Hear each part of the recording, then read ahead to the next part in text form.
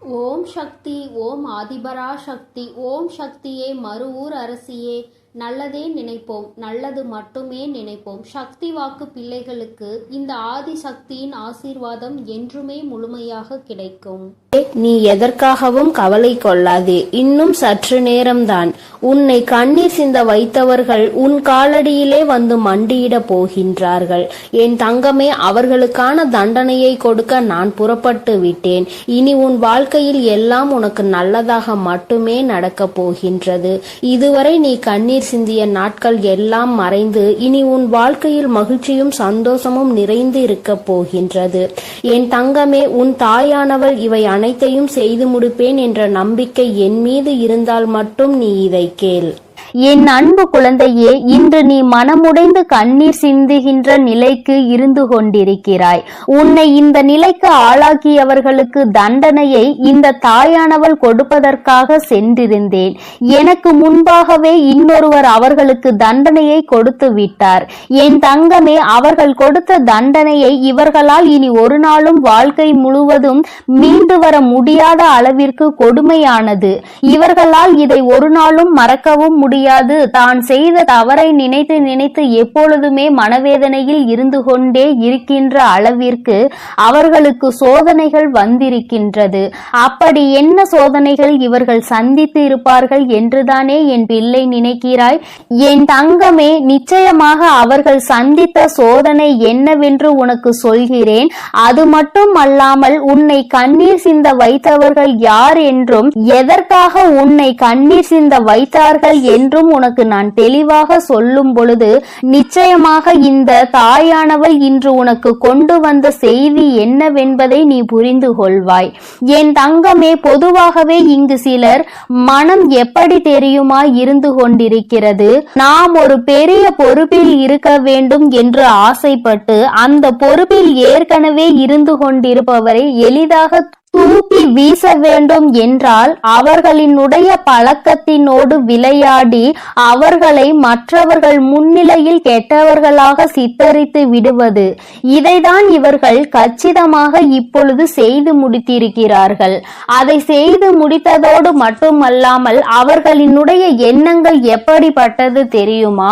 மற்றவர்கள் முன்னிலையில் மேலும் மேலும் இவர்களை அவமானப்படுத்த வேண்டும். இந்த அவமானத்தை அவர்கள் வாழ்க்கை முழுவதும் மறக்க கூடாது.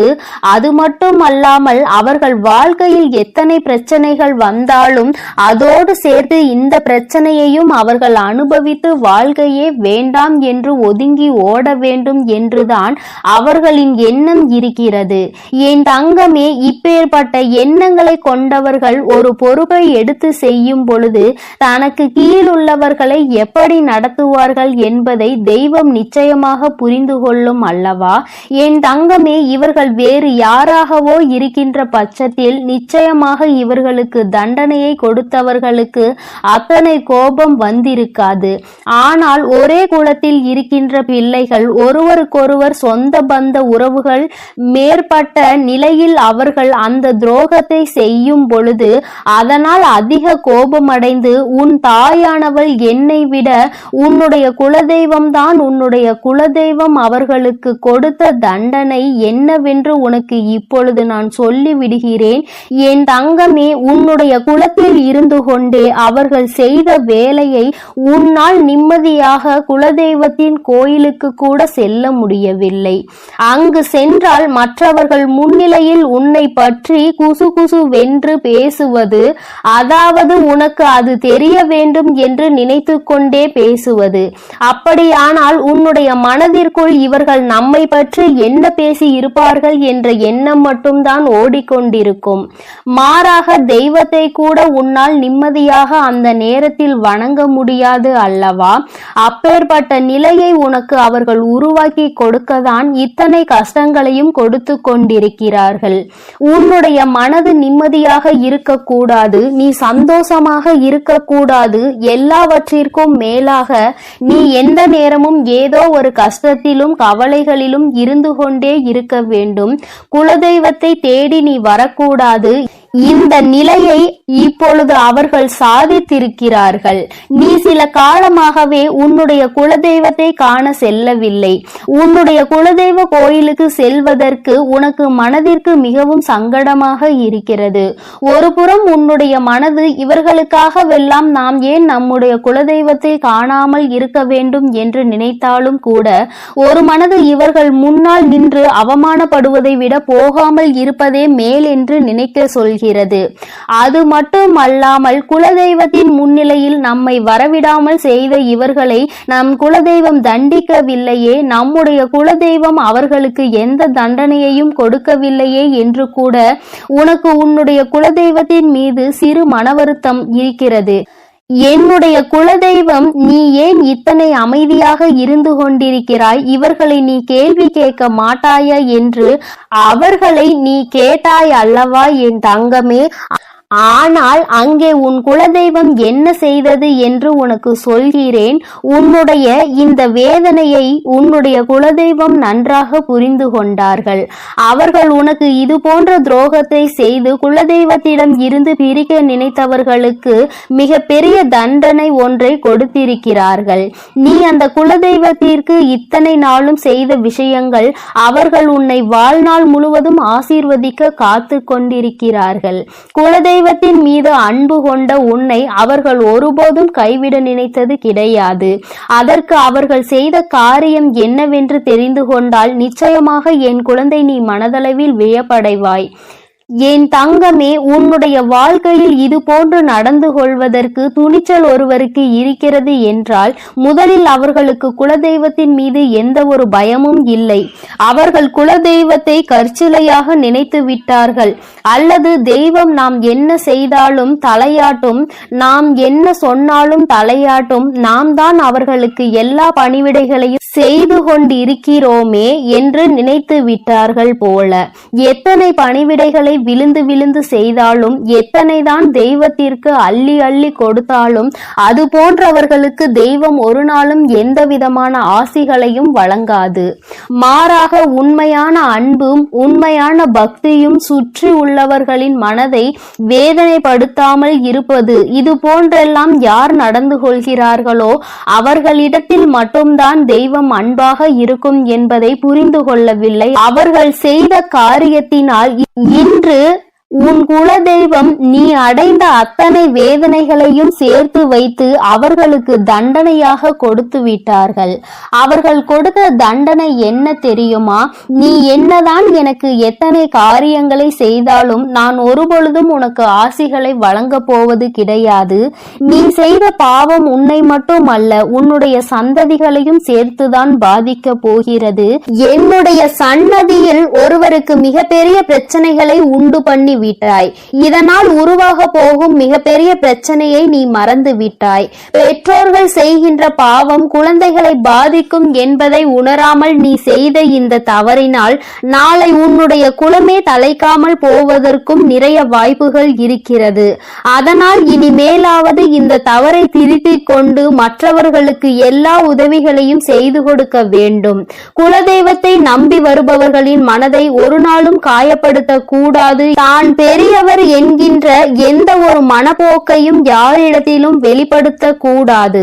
அப்படி வெளிப்படுத்துகின்ற பட்சத்தில் இனி உன் வாழ்க்கை, உன்னுடைய குடும்பம் நிச்சயமாக அனுபவிக்க போகின்ற வேதனைகளை கண்டு நீ துடிக்கத்தான் போகிறாய். யாரிடம் விளையாடுகிறோம் என்ற எண்ணம் சற்று மனதில் இருக்க வேண்டும். உன்னுடைய குலத்தை காக்கின்ற என்னிடத்திலேயே உன்னுடைய பாகுபாடுகளை உருவாக்கி கொண்டிருக்கிறாய். யார் பெரியவர் யார் சிறியவர் என்கின்ற பாகுபாட்டை தெய்வத்தின் முன்னாலேயே உருவாக்கி கொடுக்கின்ற தைரியம் உனக்கு இருக்கிறது என்றால் நிச்சயமாக இனி உன் வாழ்க்கை என் கையில் என்பதை மறந்துவிடக் கூடாது என்று உன்னுடைய குலதெய்வம் அவர்களுக்கு மிகப்பெரிய எச்சரிக்கையினை கொடுத்து விட்டார்கள். இந்த எச்சரிக்கையிலும் அவர்கள் திருந்தவில்லை என்றால் அடுத்தது தண்டனையை நிறைவேற்றுவதாகவும் உன்னுடைய குலதெய்வம் முடிவெடுத்து இருக்கிறார்கள். என் தங்கமே, இனிமேலாவது இது போன்ற மனிதர்களை கண்டு நீ மனதில் எந்த விதமான தயக்கமும் கொள்ளாமல் உன்னுடைய குலதெய்வத்தை வணங்குவதற்கு நீ எப்பொழுதுமே சென்று கொண்டே இருக்க வேண்டும். ஏனென்றால் உன்னுடைய குலதெய்வம் உன் மீது அத்தனை அன்பினை வைத்திருக்கிறார்கள். உன் வராகி தாயானவள் உனக்கு சோதனைகளை கொடுப்பவர்களை அத்தனை எளிதாக விட்டுவிட மாட்டேன் என்பதை புரிந்து கொண்டு அவரவர்களுக்கான நேரம் வரும்பொழுது அந்த தண்டனையை அவரவர்கள் அனுபவிப்பார்கள் என்பதனை நீ உணர்ந்தால் போதும். எப்பொழுதுமே என் பிள்ளை நீ சந்தோஷமாக இருக்க வேண்டும். என் அன்பு குழந்தைக்கு இந்த வராகியினுடைய ஆசீர்வாதங்களும் உன் குலதெய்வத்தினுடைய அரவணைப்பும் எப்பொழுதும் முழுமையாக கிடைக்கும். என் தங்கமே, அதனால் நீ எதை நினைத்தும் கலங்காதே, எதற்காகவும் வருந்தாதே. நீ நல்லதையே நினை, உன் வாழ்வில் நல்லது மட்டுமே நடக்கும். என் அன்பு குழந்தையே, இந்த நல்ல தினத்தில் உனக்கான ஒரு முக்கியமான செய்தியோடு தான் அம்மா உன்னை காண வந்திருக்கிறேன். என் அன்பு குழந்தையே, உன் கண்ணீரை கண்டு சிரித்தவர்களுக்கு பதில் சொல்லும் நேரம் இந்த வராகிக்கு இப்பொழுது வந்துவிட்டது. என் குழந்தையே, நான் இப்பொழுதும் உன்னுடைய குலதெய்வத்தின் வாக்கை அல்லவா சுமந்து கொண்டு வந்திருக்கிறேன். என் குழந்தையே, உன் குலதெய்வமானது உன்னை காக்கின்ற தெய்வம். உனக்கு என்ன வேண்டுமானாலும் நிறைவேற்றி தரும் தெய்வம். உன்னை ஆபத்தில் இருந்து காக்கும் தெய்வம். எந்த எதிரியானாலும் உன் குலதெய்வத்தை தாண்டிதான் உன்னை தொட முடியும். அத்தகைய குலதெய்வத்தின் வாக்கினை உன் வராகி அம்மா நான் உனக்கு தருகிறேன். என் அன்பு பிள்ளையே, இந்த தெய்வத்தின் வாக்கினை தவிர்த்து விடாதே. என் பிள்ளையே, உன்னை கண்ணீர் சிந்த வைத்தவர்கள் இன்று அங்கே அவர்கள் கண்களில் கண்ணீர் சிந்தும் நேரம் நெருங்கிவிட்டது. நீ அவர்கள் உன்னை காயப்படுத்திவிட்டு அங்கே சந்தோஷமாக இருந்து கொண்டிருக்கிறார்கள் என்று வருத்தத்தில் ஆழ்ந்திருக்கின்றாய். என் குழந்தையே, நீ உன்னுடைய வாழ்க்கையில் நீ செய்த பல புண்ணிய காரியங்களும் இன்று நிச்சயமாக உனக்கு பல பரிசுகளை, பழைய எதிர்பார்ப்புகளை பூர்த்தி செய்து தரப்போகிறது. அங்கே உன்னை கண்ணீர் சிந்த வைத்தவர்கள் வாழ்க்கையில் தாழ்ந்து கொண்டேதான் செல்கின்றார்கள். நீ எந்த தவறுமே செய்யாத சூழ்நிலையில் உன்னை அங்கே கண்ணீர் விட வைத்தவர்கள் மட்டும் தண்டனை அனுபவிக்காமல் போய்விடுவார்களா என்ன? என் தங்கமே, உன் குலதெய்வமானவள் அவர்களை நல்வழியில் திருத்தி கொண்டு வர முயற்சி செய்ய போகிறேன். அப்படியும் அவர்கள் திருந்தவில்லை என்றால் அதற்கான தண்டனையை அவர்கள் அனுபவிப்பார்கள். என் குழந்தையை அவர்கள் சீண்டி பார்த்து விட்டார்கள். இனிமேல் அதனை பார்த்துவிட்டு அவர்களுக்கு தண்டனை வழங்காமல் இருக்க மாட்டேன். உனக்கு கஷ்டங்கள் வருவது சில சமயங்களில் உன்னை சுற்றி இருப்பவர்கள் எப்படிப்பட்டவர்கள் என்பதை உனக்கு உணர்த்துவதற்காகத்தான். என் குழந்தை, நீ உன்னை சுற்றி இருப்பவர்கள் எல்லாம் கண்மூடித்தனமாக நல்லவர்கள் என்று நம்பிக்கொண்டிருக்கிறாய். உனக்கு கஷ்டம் என்ற ஒன்று வரும்போதுதான் தெரியும் யாரால் உனக்கு உதவி செய்கிறார்கள், யாரெல்லாம் ஒதுங்கி நின்று உன் கஷ்டத்தை பார்த்து சந்தோஷப்படுகிறார்கள் என்பது. நீ அப்போதுதான் உணர்ந்து கொள்வாய். அவர்கள் என்ன வேண்டுமானாலும் செய்துவிட்டு போகட்டும். எந்த அளவிற்கு உனக்கு அவர்கள் தீமை செய்கிறார்களோ அதற்கேற்ற பலனை அவர்கள் அனுபவிப்பார்கள். என் குழந்தை, நீ அவர்கள் எத்தனை தீமைகளை உனக்கு செய்தாலும் நீ பிறருக்கு நன்மைகளை மட்டும் செய்ய வேண்டும். அப்போதுதான் உன்னுடைய இதயமானது தூய்மையாக இருக்கும். தூய்மையான இதயத்தில்தான் உன் வராகி அம்மாவும் உன் குலதெய்வமும் குடியிருக்க முடியும். அதனை நீ உணர்ந்து உன் உள்ளத்தை எப்பொழுதும் தூய்மையாக வைத்திரு. அங்கேதான் உன் தாயான நான் ஓடோடி வந்து வாசம் செய்வேன். உன்னை கண்ணீர் சிந்த வைத்ததோடு மட்டுமல்லாமல் அங்கே ஒரு ஓரத்தில் ஒதுங்கி நின்று அதனை வேடிக்கை பார்த்து கொண்டிருந்தார்கள். அதனால் நிச்சயமாக என் குழந்தைக்கு இத்தகைய தீங்கினை வைத்தவர்களுக்கு தண்டனை கிடைக்கும். இந்த வராகியானவளை தவிர என் குழந்தைக்கு வேறு யாரும் இல்லை.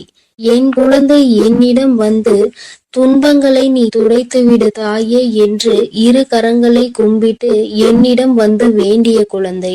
அதனால் நிச்சயமாக உனக்கு தீங்கினை விளைத்தவர்களை இந்த அம்மா கரம் கொண்டு தண்டனை வழங்குவேன் என்று உனக்கு உறுதி வாக்களிக்கிறேன். இனி அவர்களுக்கான காலம் முடிய போகின்றது. உன்னுடைய காலம் ஆரம்பிக்கப் போகின்றது. அம்மாவை அம்மா, தாயே என்று அழைக்கும் போதெல்லாம் நினைத்துக்கொள், நீ வெற்றிக்கான அடுத்த படிகளில் ஒரு காலடிகளை எடுத்து வைக்கப் போகிறாய் என்பதை. நீ எதையும் கண்டும் காணாமல் உன் செயல்களில் மட்டும் கவனமாக இரு. உன்னை யார் அளவைத்தார்களோ, யார் உன்னை விழவைக்க வேண்டும் என்று நினைத்தார்களோ, அவர்கள் முன்பாக நீ உயரத்தில் இருக்க வேண்டும் என்பதை மட்டும் உன் மனதில் நினைவு கொண்டு உன்னுடைய காரியங்களை நீ நன்றாக செய்து நல்ல பெயரை எடுக்க வேண்டும். அவர்கள் முன்னால் வாழ்ந்து காட்ட வேண்டும். நீ வாழும்போது நிச்சயமாக அவர்கள் அங்கே ஒரு மூலையில் அழுது கொண்டுதான் இருப்பார்கள். உனக்கு அவர்கள் கொடுத்த கஷ்டத்தினை அவர்கள் இன்னொருவர் மூலமாக நிச்சயமாக அனுபவிப்பார்கள். அவரவர் செய்கின்ற கர்ம பலனை அவரவர் இப்பொழுதெல்லாம் அன்றே அனுபவித்து விடுகிறார்கள். அதற்காக அவர்கள் நீண்ட காலம் காத்திருக்க வேண்டிய அவசியம் இல்லை. என் தங்கமே, நீ அங்கே பிறர் மீது உண்மையான அன்பினை காட்டுவதற்கு பரிசாக பல அவமானங்களை சந்தித்து விட்டாய். நீ ஒவ்வொரு முறை உனக்கு அவமானம் ஏற்படும் போதும் உங்கள் மேல் நான் வைத்திருக்கும் உண்மையான அன்பிற்கு எனக்கு கிடைத்த பரிசு இந்த அவமானம் மட்டும்தான் என்று நீ நினைக்கின்றாய். இது உன்னுடைய அன்பினை புரிந்து கொள்ளாமல் அவர்கள் செய்கின்ற மிகப்பெரிய பாவமாகும். இனி அவர்களை எல்லாம் உன் அன்பின் வலிமை என்ன என்பதை உணர வைத்து உன்னை தேடி நிச்சயமாக இந்த அம்மா வர வைக்க போகிறேன். என் குழந்தையே, நீ ஒன்றை நன்றாக புரிந்து கொள். இந்த உலகத்தில் யாருக்கும் எதுவும் நிலையானது கிடையாது. ஒவ்வொரு சோகமும் ஒவ்வொரு துன்பமும் வாழ்க்கையில் பலருக்கு பல பாடங்களை கற்று தந்து கொண்டுதான் இருக்கிறது. அதனால் உனக்கு மட்டும்தான் துன்பம் வருகிறதே, மற்றவர்கள் நன்றாக இருக்கின்றார்கள் என்பதனை நீ ஒருபோதும் எண்ணிக்கொண்டு உன்னை நீயே வருத்தி கொள்ளாதே. உன்னை அவர்கள் ஏமாற்றினாலும், உன்னை அவர்கள் கண்ணீர் சிந்த வைத்தாலும், நீ ஒரு காலமும் அவர்களுக்கு அவர்கள் செய்ததை திருப்பி செய்து விடாதே. அது உன்னுடைய பாவத்தை தான் கூட்டி விடுமே தவிர அவர்களுக்கான தண்டனையாக இருக்காது. அதனால் என் தங்கமே, நீ தெரிந்தும் தெரியாமலும் இந்த ஒரு தவறை மட்டும் செய்து விடாதே. எப்பொழுதும் அவர்களை நான் தண்டிப்பேன் என்ற நம்பிக்கையோடு மட்டும் நீ இருந்தால் போதும். உன் குலத்தை காக்கும் தெய்வத்திற்கு உன்னை காப்பதற்கு எவ்வளவு நேரமாகிவிடும். அதனால் என் தங்கமே, நீ பொறுமையோடு இரு. அவர்களை எல்லாம் நான் பார்த்து கொள்கிறேன்.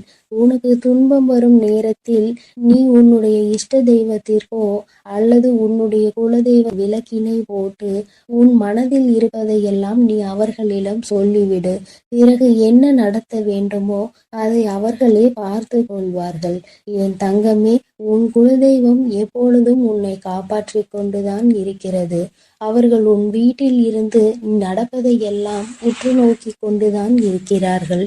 தகுந்த நேரம் வரும்பொழுது அதற்கான தண்டனையை அவர்கள் தாமதிக்காமல் வழங்கி விடுவார்கள். இந்த சுயநலமான உலகத்தில் உன்னை இப்படி தனியாக தவிக்க விட்டு விட்டார்களே என்று அவர்கள் உன்னை நினைத்து வருந்து கொண்டிருக்கிறார்கள். என் தங்கமே, அதனால் நீ தைரியத்தோடு இரு. உனக்கான வேலைகளை அவர்கள் சிறப்பாக அங்கே செய்து கொண்டிருக்கிறார்கள்.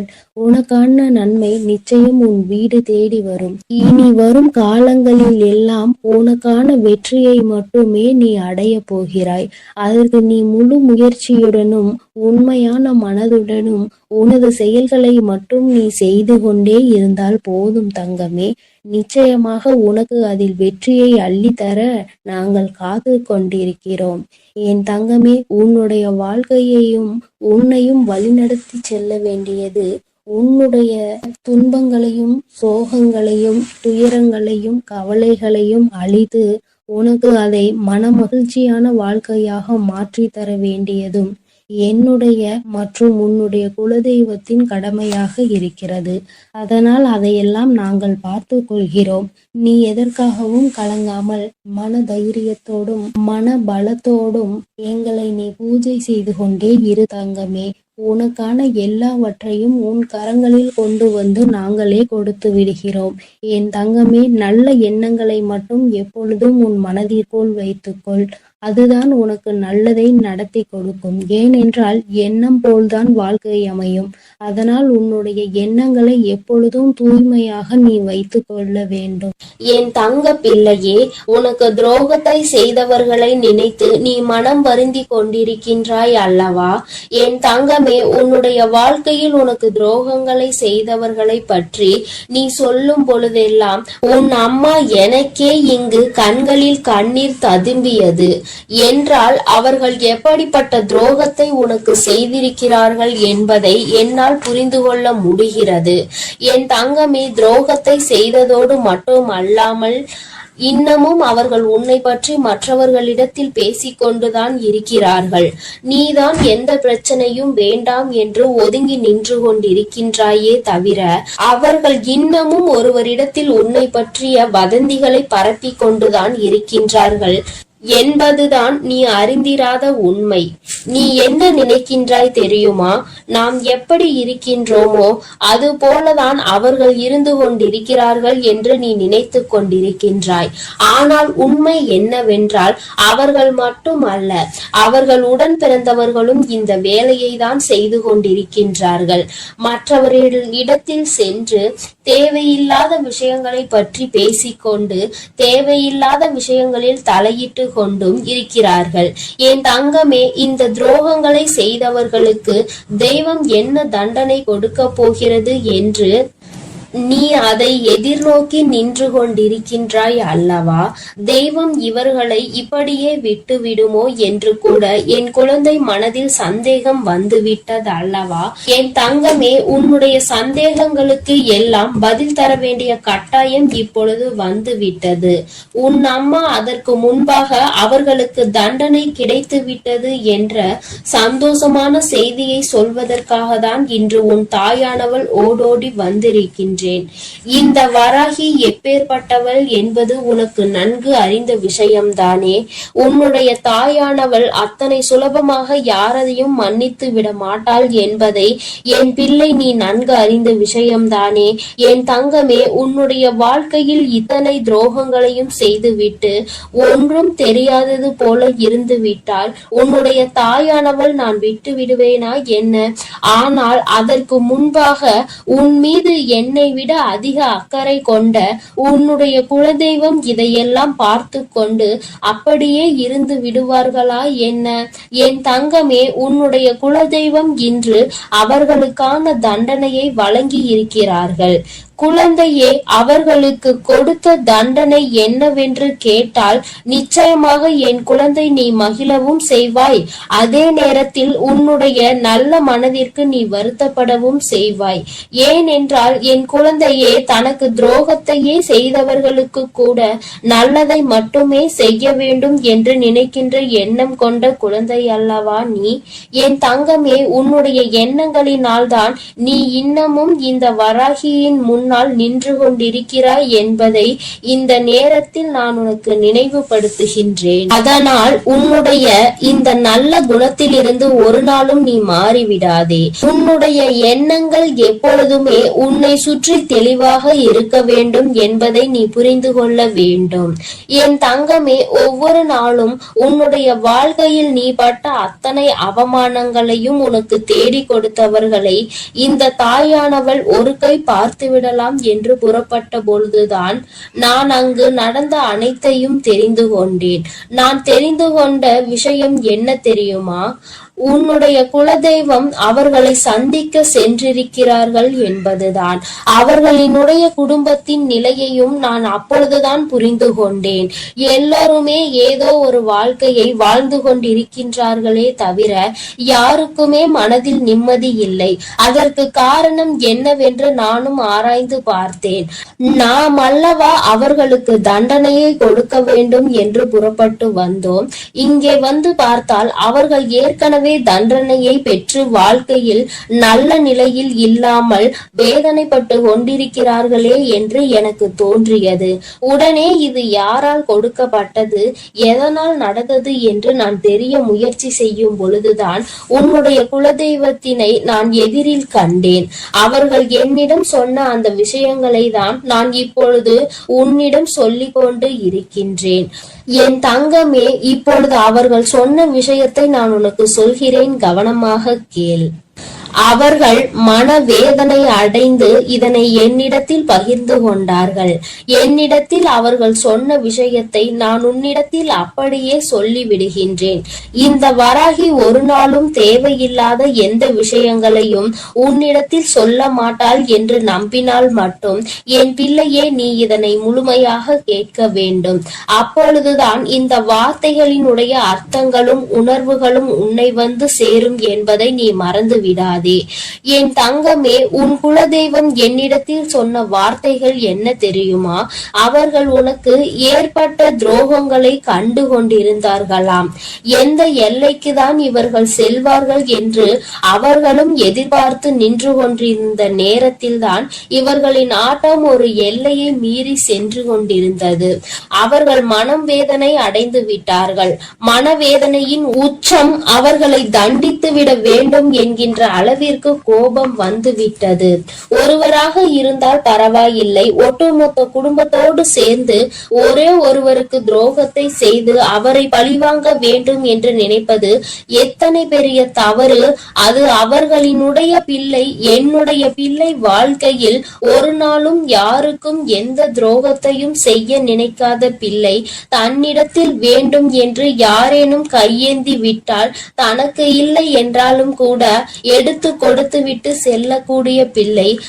அப்பேற்பட்ட ஒரு பிள்ளைக்கு இவர்கள் காலம் காலமாக ஓடி ஓடி செய்து கொண்டிருக்கின்ற துரோகங்களை கண்டு இந்த அம்மாவின் மனம் பதைத்து விட்டது என்று உன்னுடைய குலதெய்வம் என்னிடத்தில் சொன்னார்கள். உன்னுடைய துரோகிகளினுடைய மனதில் அந்த எண்ணங்கள் அடங்குவதாக தெரியவில்லை. அதனால் உடனடியாக இவர்களுக்கு தண்டனையை கொடுத்துவிட வேண்டும் என்று முடிவு செய்து அவர்கள் கொடுத்த தண்டனை என்ன தெரியுமா? அவர்களின் மீது இருந்த உன்னுடைய குலதெய்வத்தின் பார்வை திரும்பி விட்டது. இனிமேல் அவர்களின் மீது உன்னுடைய குலதெய்வத்தின் பார்வை ஒருபோதும் செல்லாது. அவர்கள் எப்பொழுதுமே இனி அவர்களினுடைய வேண்டுதலையும் செவி கொடுத்து கேட்க மாட்டார்கள். அவர்கள் குடும்பத்தில் எந்த ஒரு விஷயங்களுக்கும் இவர்கள் சென்று நிற்கவும் மாட்டார்கள். அவர்களுக்கு இவர்கள் ஒரு நாளும் எந்த விதமான ஆசைகளையும் எந்த விதமான வேண்டுதல்களையும் நிறைவேற்றி தர மாட்டார்கள். என் தங்கமே, இவர்கள் எந்த விதமான ஆசீர்வாதங்களையும் அவர்களுக்கு வழங்கவும் மாட்டார்கள். இப்பேற்பட்ட ஒரு தண்டனையை அவர்கள் கொடுத்துவிருக்கிறார்கள். அதாவது அவர்களுக்கு தெரியாத ஒரு விஷயம், கோவிலுக்கு வருவார்கள், தெய்வத்தை வணங்குவார்கள், செல்வார்கள். ஆனால் தெய்வத்தினுடைய அருளும் அன்பும் அவர்களுக்கு கிடைக்கவில்லை என்பதை அவர்கள் ஒரு நாளும் உணரப் போவதில்லை. வெறும் வார்த்தையாக மட்டும்தான் தெய்வத்தை வணங்கி கொண்டிருக்கிறார்கள். உன் குலதெய்வத்தினுடைய அன்பினை இனி ஒரு நாளும் அவர்கள் பெற்றுவிட முடியாது. எந்த ஒரு சூழ்நிலையிலும் ஒரு குலத்தினை காக்கின்ற தெய்வத்தின் முன்னால் சண்டையிடக் கூடாது என்று தெரியாத இந்த பிள்ளைகள் வாழ்க்கையில் இனி நான் எந்த விஷயத்தையும் செய்து கொடுக்க போவது கிடையாது என்று உன்னுடைய குலதெய்வம் மனவேதனைப்பட்டார்கள். இப்படிப்பட்ட தண்டனையை அவர்களுக்கு கொடுத்து விட்ட பிறகு இனிமேலும் இவர்கள் வாழ்க்கையில் அனுபவிப்பதற்கு என்று வேறு எதுவும் இல்லை. என் தங்கமே, அதனால் உன்னுடைய குலதெய்வம் கொடுத்த தண்டனையை அதிகம் என்பதை நீ புரிந்து கொண்டு உன் அம்மா நான் திரும்பி வந்து விட்டேன். என் தங்கமே, அவர்கள் வாழ்க்கையில் ஒவ்வொரு விதமான கஷ்டங்களையும் அனுபவிக்கிறார்கள். ஒவ்வொரு விதமான சூழ்நிலைகளும் அவர்களை காயப்படுத்தி கஷ்டப்படுத்தி கொண்டுதான் இருக்கிறது. ஆனால் அவர்கள் எதையுமே வெளியில் சொல்வதில்லை.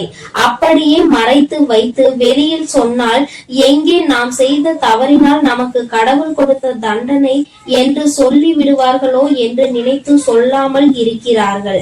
மாறாக அவர்கள் ஏன் என்றால் மற்றவர்களை பார்த்து இதே வார்த்தையை சொல்லி இருக்கிறார்கள் அல்லவா. ஒருவருக்கு ஏதேனும் பிரச்சனைகள் வந்துவிட்டால் தெய்வம் தண்டனை கொடுத்து விட்டது என்கின்ற வார்த்தையை எளிதாக பிரயோகித்தார்கள். இன்று அதே வார்த்தை நம் பக்கம் திரும்பும் என்ற பயம் அவர்களுக்கு இருக்கிறது. என் பிள்ளையே, ஒரு விஷயத்தை தெளிவாக புரிந்து கொள்ள வேண்டும்.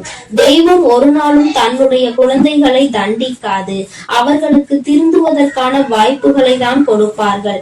அதையும் மீறி ஒரு குழந்தைக்கு தெய்வத்திடம் இருந்து தண்டனை கிடைக்கிறது என்றால் அவர்கள் வாழ்வதற்கே தகுதியற்றவர்கள் என்பதை புரிந்து கொள்ள வேண்டும். என் தங்கமே, உனக்கு துரோகத்தை கொடுத்தவர்களுக்கு இத்தனை பெரிய தண்டனை கொடுத்தது உனக்கும் கூட கஷ்டமாக இருக்கலாம். ஆனால் இனி எதுவுமே செய்ய முடியாது. வாய்ப்புகள் கொடுக்கப்பட்டதை பயன்படுத்தாமல் அதை அப்படியே விட்டு விட்டார்கள். இனிமேல் அவர்கள் வாழ்க்கைக்கான பொறுப்பினை அவர்கள்தான் ஏற்றுக்கொள்ள வேண்டும். இனி எதற்குமே தெய்வம் அவர்கள் பக்கம் நின்று அவர்களுக்காக ஒரு நாளும் எந்த ஒரு விஷயத்திற்காகவும் அவர்கள் வாதாட மாட்டார்கள். என் குழந்தையே, நீ மன நிறைவோடு உன்னுடைய குலதெய்வத்தை நீ தைரியமாக வணங்கு. யாரும் உன்னை எதிர்த்து எந்த கேள்வியும் கேட்க முடியாது என்பதை புரிந்து கொள். என் தங்கமே, இன்று இருக்கின்ற சூழ்நிலையில் எப்பொழுதும் உன்னுடைய என் அன்பு குழந்தைக்கு இந்த ஆதிபராசக்தியின் அன்பும் ஆசீர்வாதமும் முழுவதுமாக கிடைக்கும். ஓம் சக்தி, ஓம் ஆதிபராசக்தி.